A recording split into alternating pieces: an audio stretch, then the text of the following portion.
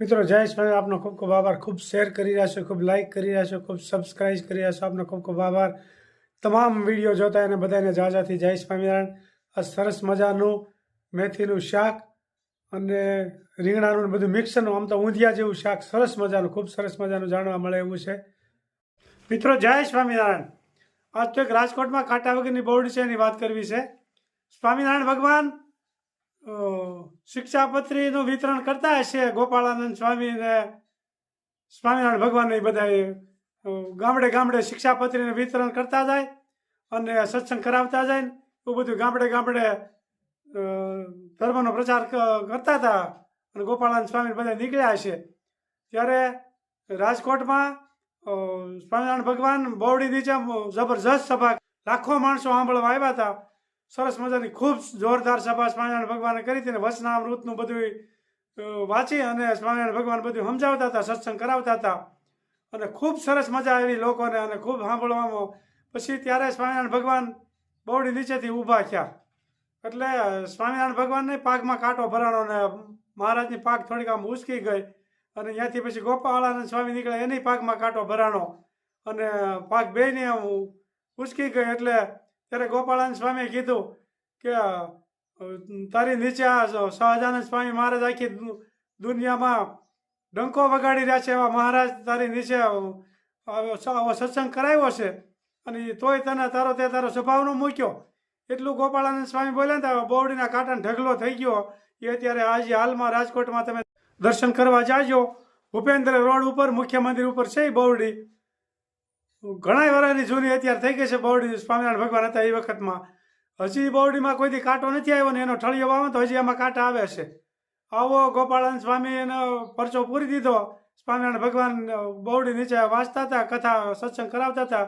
એ બોવડી જે હાલમાં છે એ પ્રસાદીની હજી બોવડી અને હજી બહુ મોટું જબરજસ્ત ઝાડ થઈ ગયું છે અત્યારે. પણ આવો સાક્ષાત પરસો સ્વામિનારાયણ ભગવાને પૂર્યો અને ગોપાળાનંદ સ્વામીને કહેવાથી. ગોપાળાનંદ સ્વામી જેમ તેમ સંત નહોતા, ભગવાન જેવું સામર્થ્ય ધરાવતા હતા એવા ગોપાળાનંદ સ્વામી હતા. એટલે જોરદાર પરચો પૂરી દીધો છે. રાજકોટમાં જ્યારે દર્શન કરવા જાજો ને ત્યારે બોવડીના દર્શન કરજો. ખૂબ સરસ મજાનો પ્રસંગ છે આ. જય સ્વામિનારાયણ. ત્યારે તો પછી એનું કીર્તન ગવાનું છે કે બોરડી બોરડી બોરડી રે ઓલી કાંટા વગરની બોરડી, બોરડી બોરડી બોરડી રે ઓલી કાંટા વગરની બોરડી. જય સ્વામિનારાયણ. રાજકોટ જ્યારે જાઓ ત્યારે બોવડીના દર્શન કરજો. શું કામ ચાલી રહ્યું છે? મેથી શેકું, મેથી આખી મેથી. હા, પાવડર કરવાનો, શાકમાં નાખવાનો. સરસ.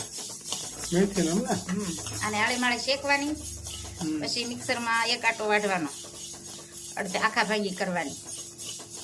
ખૂબ સરસ મેથી શેકારી છે. મેથી તો શરીરને માટે ખૂબ જ ફાયદો કરતી હોય છે. પણ હવે આપણે ધીમે ધીમે મેથીનો ખોરાક ઓછો કરી નાખ્યો અને આનું શાક ને આન તેન અને બોળણ ખૂબ જ શરીરને માટે ફાયદાકારક વસ્તુ છે. કડનો દુખાવો હોય, હાડક્યા દુખતા હોય તો મેથી ખાવાથી બહુ ફાયદો થાય છે અને દુખાવો એકદમ બંધ થઈ જાય છે. ખાવ તો હોય, ખાલી જોઈએ ન થાય. માણસો ખાતા તો હોય ને. ખાલી વિડીયો જોવાથી કાંઈ ફાયદો નથી થતો, એનો ઉપયોગ કરવો પડે.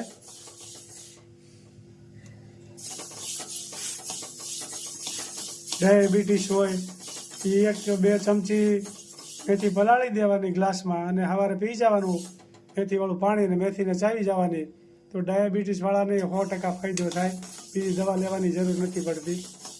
અને બાજરાના રોટલા 2 ટાઈમ ખાવાથી ડાયાબિટીસ એકદમ હટી જાય છે. મેથીનું પાણી પીવાથી ડાયાબિટીસ હટી જાય છે. વિલાયતી દવાનો ઓછો ઉપયોગ કરો અને આવો ઉપયોગ કરવાથી ખૂબ મોટો ફાયદો થાય છે. એટલે ધીમે ધીમે દેશી દવા ઉપર આવી જાઓ તો આપણી કિડનીને કોઈ નુકસાની ન કરે. એટલે ફાયદાકારક વસ્તુ છે આ બધી. જો મેથી શેકાઈ દેવાની તો જોઈ શકો. ખૂબ સરસ મજાની મેથી શેકાયેલી આપ જોઈ શકો છો. જો આવા કલરનો બદામી કલરની થાય ને ત્યાં સુધી શેકાવા દેવાની. શેકાઈ ગઈ હોય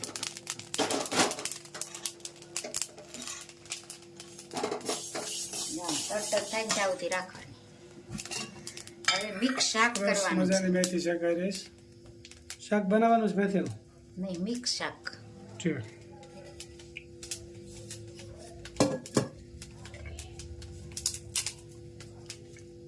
સારામાં સારી શાકની આઈટમ તો મેથી જ કહી શકાય.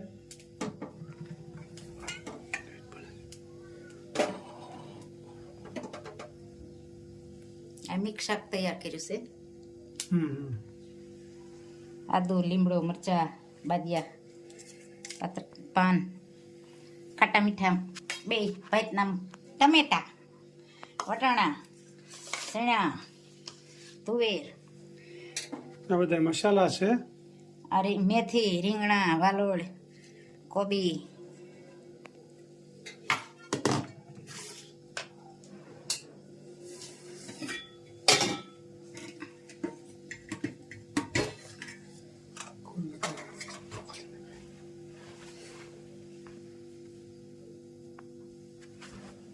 સરસ મજાની મેથી શેકાઈ રહી છે.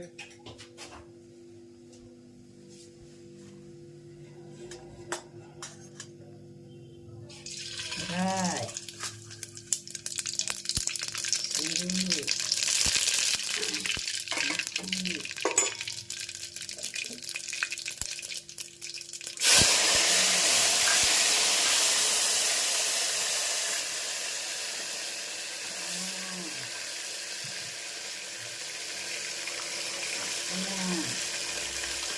અને થોડીક વાર હળવા દેવાના. કેટલી આઈટમો ભેળવી છે એ ખાસ જોજો સ્વાદિષ્ટ બનાવવા માટે. આ રીંગણા બધું મિક્સ થઈ ગયું. વાલોળ દૂધિયા શાક જેવું બની ગયું. અને મેથીના પાન હતર નાખ્યા છે.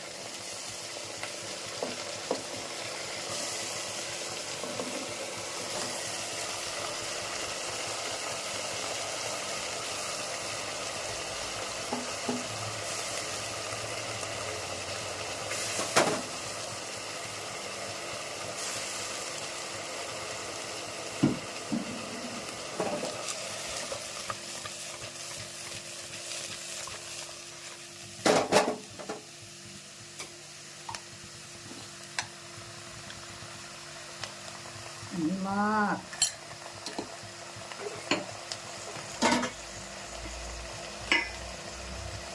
હળદી, ચટણી, ધાણા જીરા પાવડર,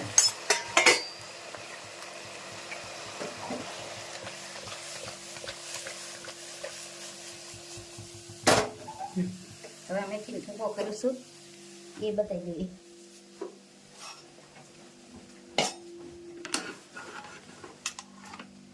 આમ જોઈ શકો છો મેથીનો ભૂકો કરવાનો હોય, પાવડર બનાવવાનો હોય.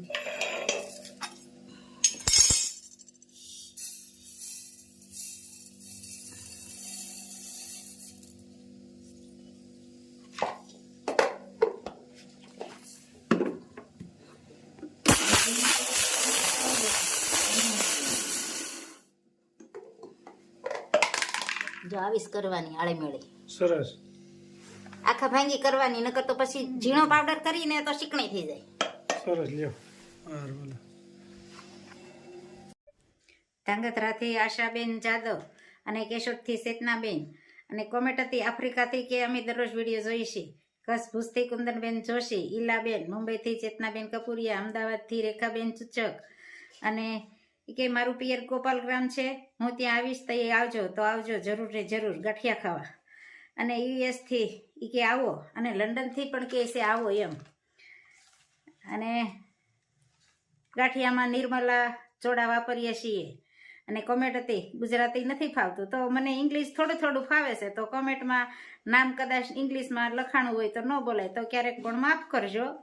અને કેનેડાથી રૂક્ષિતાબેન રોજ વિડીયો જોવે છે. અને રેક્ષોનાબેન કે રોજ ભાભી નવું નવું બનાવો છો તો મારે જમવા આવવું જો હતો, જરૂર ચારેય બેનું આવો. જય સ્વામિનારાયણ.